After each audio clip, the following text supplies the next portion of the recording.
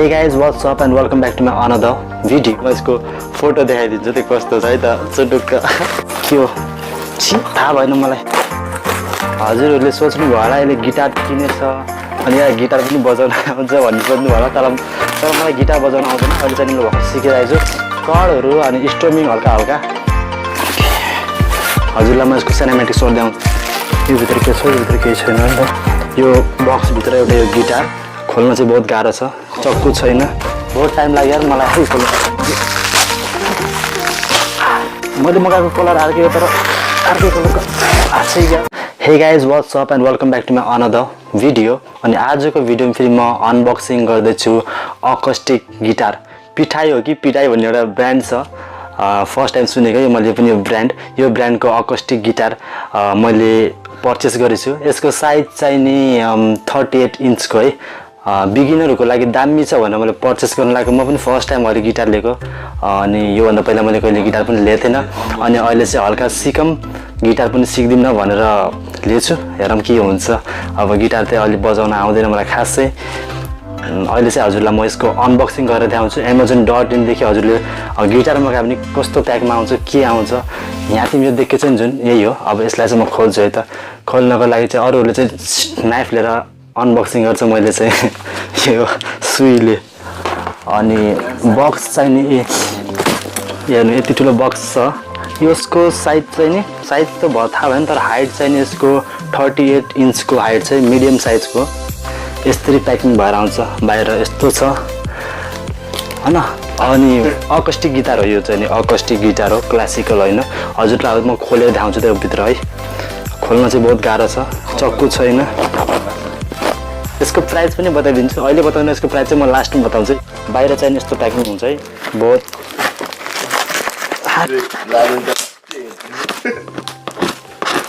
चक्कु दिनु भन न राजालाई।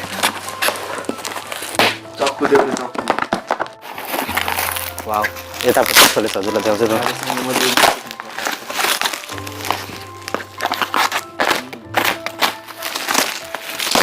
फाइनल्ली घुङ्गट उतारे जस्तो भयो नि यहाँ त यार। नयाँ दुल्हनको घुङ्गट।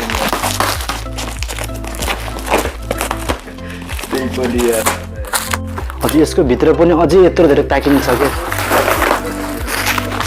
तर प्रडक्ट चाहिँ नि यति राम्रोसँग प्याक गरेर पठाएको छ नि, यताउति केही ड्यामेज नहोस्, यताउति नफुटोस् भनेर चाहिँ नि यस्तो राम्रोसँग प्याक गरेर पठाएको छ एमाजोनले।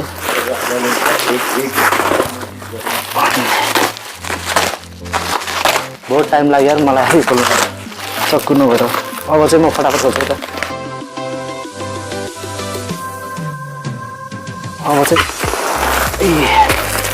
बल्ल बल्ल एउटा बक्स खोले यार। अहिले चाहिँ नि अझै यो भित्र पनि अझै यो खोल्नुपर्छ राम्रोसँग। फाइनल्ली खोले। गिटार चाहिँ यस्तो छ।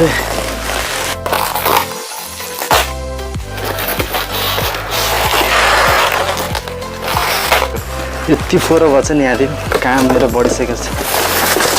ओके, वाह वाह। बक्सभित्र एउटा फर्स्ट टाइम के देखियो भने यो चाहिँ नि के new concept new feelings. Okay, यसलाई पनि म हजुरलाई खोलेर देखाइदिन्छु है त। ओके, यो चाहिँ नि के हो छि थाहा भएन मलाई के हो। एउटा यो पनि आएको छ योसँगै, यसको बक्सभित्र यो पनि आएको छ। अनि यसपछि चाहिँ नि अब यसलाई निकाल्ने कसरी हो त। ओके,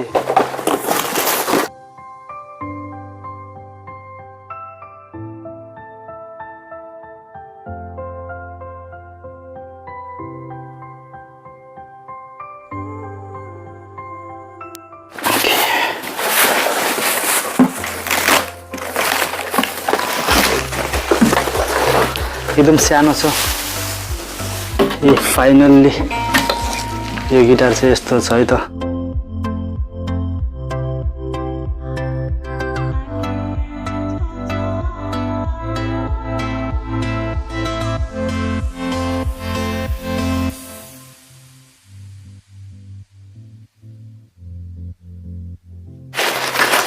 एभ्रिथिङ ल बक्स कन्टेन्ट चाहिँ फाइनल्ली यति नै रहेछ। थियौँ एउटा यो बक्सभित्र एउटा यो गिटार 38 इन्चको गिटार ठिकठाक छ तर मिलाउनु पर्छ सिटिनर। अनि यो आयो होइन अनि एउटा चाहिँ नि यो आयो यो के हो हजुरलाई थाहा छ भने कमेन्ट सेक्सनमा गएर कमेन्ट गर्नु यो के हो मलाई त थाहा छैन। अनि यो चाहिँ नि यो मैले अलग्गै पर्चेस गरेको हो फर्स्ट स्ट्रिङ 3टा पिस छ यो भित्र यसलाई पनि 100-150 रुपियाँ पर्यो यार धेरै पर्छ एक्स्ट्रा चार्ज लिन्छ हो। त्यही हो यति आउँछ बक्सभित्र चाहिँ नि रातिको 1 बजिसक्यो अब चाहिँ नि म चाहिँ नि यो भिडियोलाई एन्ड गर्छु अनि सुत्छु है त चट्ट लाएर बट्टा खाएर। अनि त्यही हो मेरो युट्युब च्यानललाई सब्सक्राइब गर्नु। मैले अहिले चाहिँ यो अनबक्सिङ भिडियो हेर्नु भयो हजुरहरूले अब यसपछि चाहिँ नि दामी भ्लगिङ हो है। अहिले म चाहिँ बिगिनर हो खासै सिनेम्याटिक टाइपको हुँदैन तर पछि चाहिँ नि असम टाइपको भिडियोहरू हुन्छ मुम्बई सिटीमा है त। अनि नेपालमा पनि अहिले चाहिँ नि म मुम्बईमा छु त्यही भएर अहिले चाहिँ नि हजुरले मुम्बईतिरको भिडियो हेर्नु पाउनुहुन्छ पछि चाहिँ नि जताततैको है त। Okay thank you so much for watching this video and don't forget to subscribe my YouTube channel keep watching bye bye. किन त्यो हल्ला त पुरै जुम गरेर राख्न पुरै जुम गरेर राख्यो नि त पछाडि जाके धेरै नजिक